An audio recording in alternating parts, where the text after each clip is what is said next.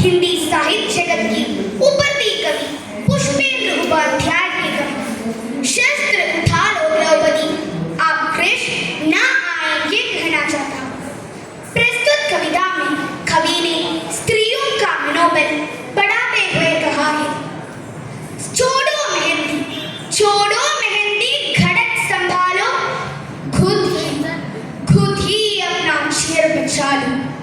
दूध पिछाए बैठे शकुनी, दूध पिछाए बैठे शकुनी, मस्त सब भीग जाएंगे।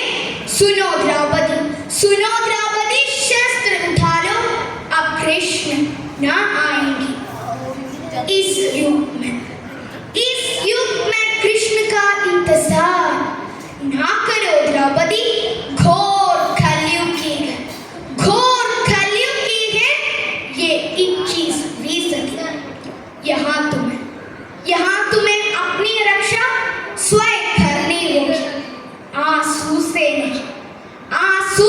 नहीं अंगारों से अपनी आंखें भरनी होगी। कृष्ण के वेश में दुशासन घात लगाए बैठे हैं, जिनसे आशा है तुमको ईमान भेज कर बैठे हैं। लज्जाहीनों की ये सभा लाज यहाँ ना बच सकती। शस्त्र उठा लो द्रौपदी, नहीं और कुछ कर सकते।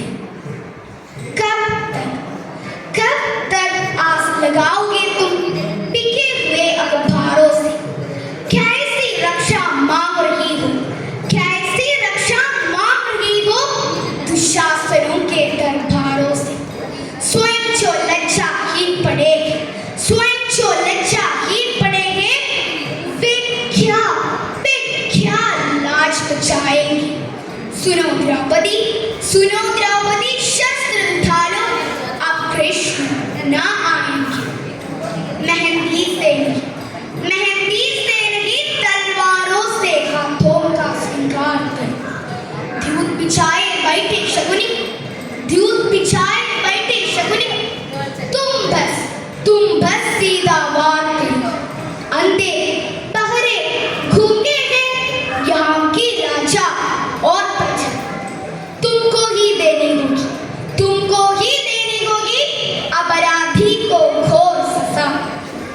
कल तक केवल अंधा राजा, आँख गूंगे बहरे भी, होठ सील दिए हैं